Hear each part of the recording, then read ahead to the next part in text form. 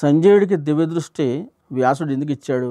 మహాభారత యుద్ధం ప్రారంభానికి ముందు వ్యాసుడు వస్తాడు, ధృతరాష్ట్రుడితో అంటాడు అనమాట, నీకు నేను దివ్యదృష్టి ఇస్తాను, దాంతో నీవు జరగబోయే యుద్ధాన్నంతా కూడా చూడగలుగుతావు అంటాడు. కానీ ఆయన ఒప్పుకోడు. ఎందుకంటే నా పిల్లలు, నా తమ్ముడు పిల్లలు పోరాడుకుంటారు, వాళ్ళ మరణాలను కానీ వాళ్ళ యొక్క యుద్ధాలు కానీ చూడలేను, వద్దని చెప్తాడు. అప్పుడు ఆ దృష్టిని సంజయుడికి ఇస్తాడు వ్యాసుడు. ఇచ్చి మహాభారత యుద్ధం జరుగుతున్నంతసేపు, కురుక్షేత్ర యుద్ధంలో జరుగుతుంతా కూడా ఏం జరుగుతుందో ప్రతిదీ కూడా ఆయనకి వివరిస్తుంటాడు. అదే క్షణంలో ఆయనకి ఆ యుద్ధ రంగంలోకి వెళ్ళి అక్కడ ప్రత్యక్షంగా వీక్షించే శక్తిని కూడా ప్రసాదిస్తాడు. దాంతో సంజయుడు వెడుతూ ఉంటాడు, వస్తూ ఉంటాడు, అన్ని వివరాలు చెప్తూ ఉంటాడు.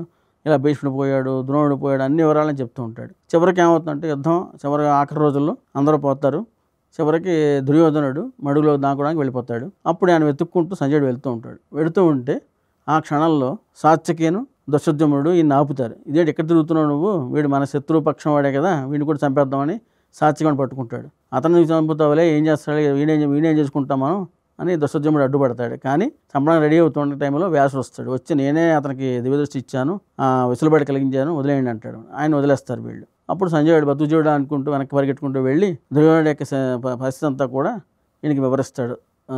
ధృతరాష్ట్రుడికి మొత్తం యుద్ధం అంతా ఆల్మోస్ట్ అయిపోయింది, నీ కొడుకు ఇక్కడ దాక్కున్నాడు, ఏ క్షణంలో యుద్ధం జరగబోతుంది, భీముడు వాళ్ళంతా కూడా చుట్టుముట్టారు పంచపాండవులు అని చెప్తాడు. ఇక్కడ మహాభారతంలో సంజయుడికి ఇవ్వడం వల్ల సంజయ్ ఉవాచ అని చెప్పి మహాభారతంలో ప్రతి చోట చాప్టర్లోనూ ప్రతి అధ్యాయాల్లో కూడా తెలుస్తూ ఉంటుంది. ఈ కథ అంతా కూడా ఆయన చెప్తూ ఉంటాడు, ఫ్లాష్ బ్యాక్లో మనకు తెలుస్తూ ఉంటుంది.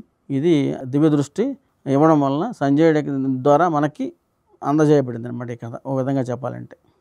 లిపి మహాభారతం గేమ్ ఆడండి, మీలోని వీరుణ్ణి గెలిపించండి, జీవితాన్ని గెలవండి.